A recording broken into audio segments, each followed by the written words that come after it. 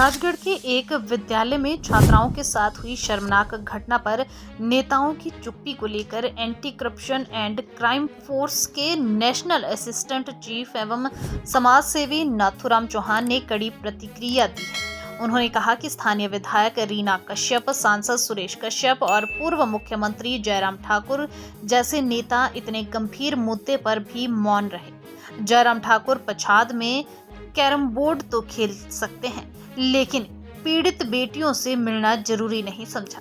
नाथूराम ने कांग्रेस नेताओं दयाल प्यारी और विनय कुमार पर भी निशाना साधते हुए कहा कि शायद ये लोग रिश्तेदारी निभा रहे हैं। उन्होंने भाजपा और कांग्रेस नेताओं की चुप्पी पर सवाल उठाते हुए कहा कि क्या नेता इसीलिए चुप है क्योंकि इसमें हिंदू मुस्लिम कोण नहीं है।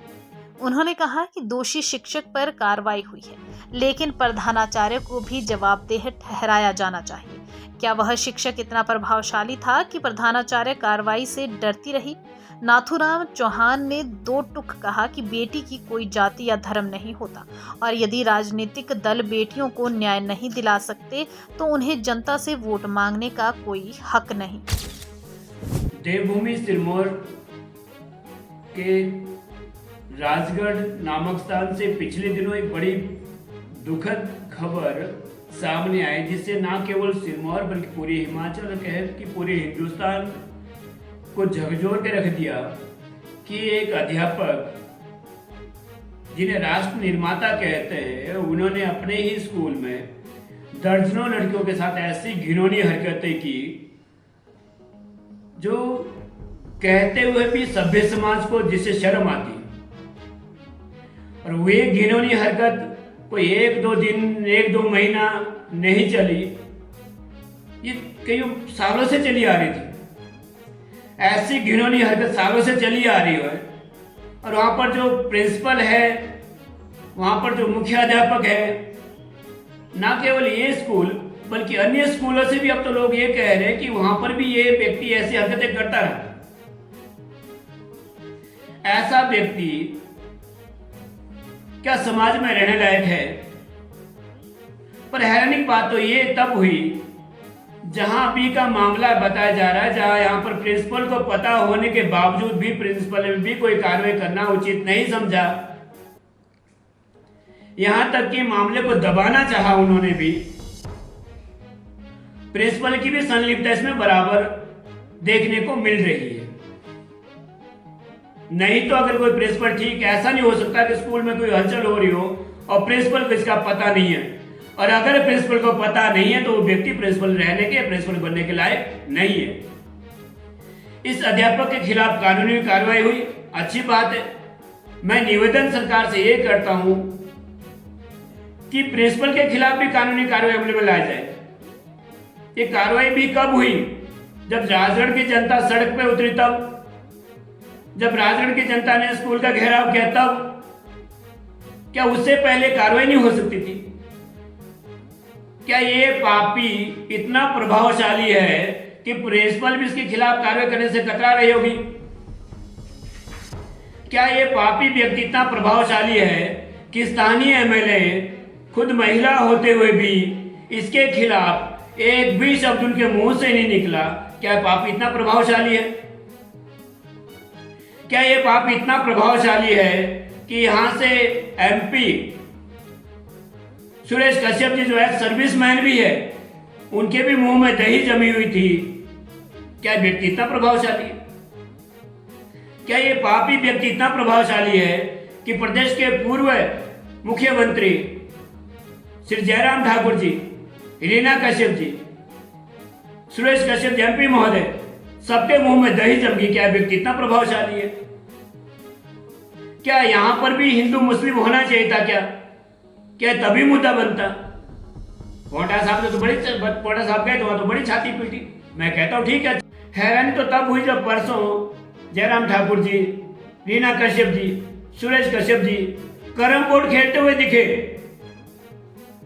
उन्हें कैरम बोर्ड महत्वपूर्ण लगा। बनिस्पत लड़कियों के घर जाना, बनिस्पत यहाँ एसडीएम से बात करना, बनिस्पत डीसी सिरमौर से बात करना कि कार्रवाई हुई कि नहीं हुई। जो जनप्रतिनिधि है उन्हें किस लिए चुना जाता है? क्या आप कैरम बोर्ड खेलिए?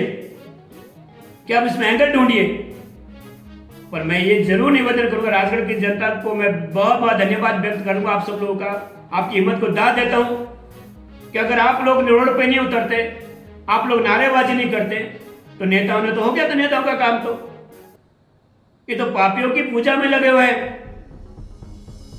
ऐसे एमपी का क्या करना, ऐसे एमएलए का क्या करना जो ऐसे पापियों की सेवा में लगे रहे। सीधी सीधी बात ही देखना ये चाहिए था, तुरंत रीना कश्यप जी को कार्रवाई करनी चाहिए थी, क्योंकि बेटियों से जुड़ा हुआ मामला था, इनकी विधानसभा का मामला था। सुरेश कश्यप जी को इसमें, क्योंकि उनकी भी पहले विधानसभा यही रही है, वर्तमान में एमपी है वो। और जयराम ठाकुर जी जब आए थे तो पोंडा में तो खूब नारेबाजी हुई थी। यहाँ पर अगर आपको कैरम बोर्ड खेलने का समय मिला जयराम ठाकुर जी, तो क्या आप एसडीएम से मिले यहाँ आके? क्या आप पीड़ित परिवार से मिले यहाँ आके? तब तो बात बनती भी। आप बेशरम की तरह आप वहां पर कैरम बोर्ड खेल रहे हो और अपनी फेसबुक पोस्ट पर पेज पर डाल रहे हो, ये सब चीजें जनता सब देख रही है। इसका मतलब लोग ये भी कह रहे हैं कि राजगढ़ में हिंदू मुस्लिम एंगल नहीं मिला, पोंटा में हिंदू मुस्लिम एंगल मिला, तो वहां तो खूब सारा कह दिया, जो जिसको कहना था चीमा की बात सारी चीजें कह दी। यहाँ पर कुछ भी नहीं, ये दोगली नीति। और मैं तो कहता हूं बार बार कि भारतीय जनता पार्टी दो मुंह सांप से भी खतरनाक है। जहां इतना बड़ा कांड हो गया वहां चुप, मुंह में दही जमा रखी है।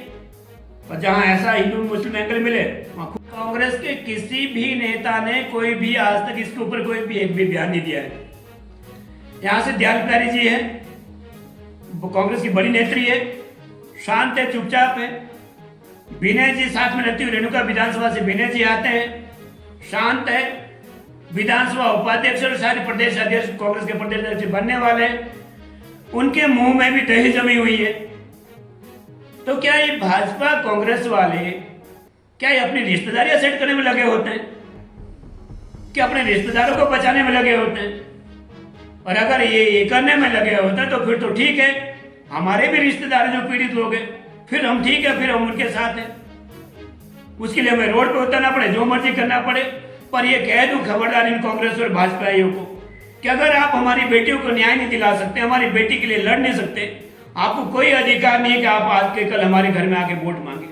आपको कोई अधिकार नहीं बनता कि आप आके हमें कहें कि नहीं जी हमें मुझे एमएलए बना दो, मुझे एमपी बना दो। मैं लोगों से भी निवेदन करूंगा, इनको कांग्रेस के हो चाहे भाजपा के हो, ये दोनों नागनाथ और सांपनाथ है। इन्हें दूध पिलाना बंद कर दीजिए, नहीं तो हमारी बेटियों की ऐसे इज्जत लूटती रहेगी जैसे अब तक लूटती रही है। हम लोग को सजग होना पड़ेगा, हम लोग को जागरूक होना पड़ेगा। इनके पास शक्तियां, पावर हमारे ही वोट से आती है और उसी से ही हमारे ऊपर अत्याचार। ये हमारे रक्षक नहीं भक्षक बन गए हैं आज की डेट में, हमें ये कहना पड़ रहा है। और इन भक्षकों से हमें बचना होगा, चाहे कांग्रेस के हो चाहे भाजपा के हो। धन्यवाद।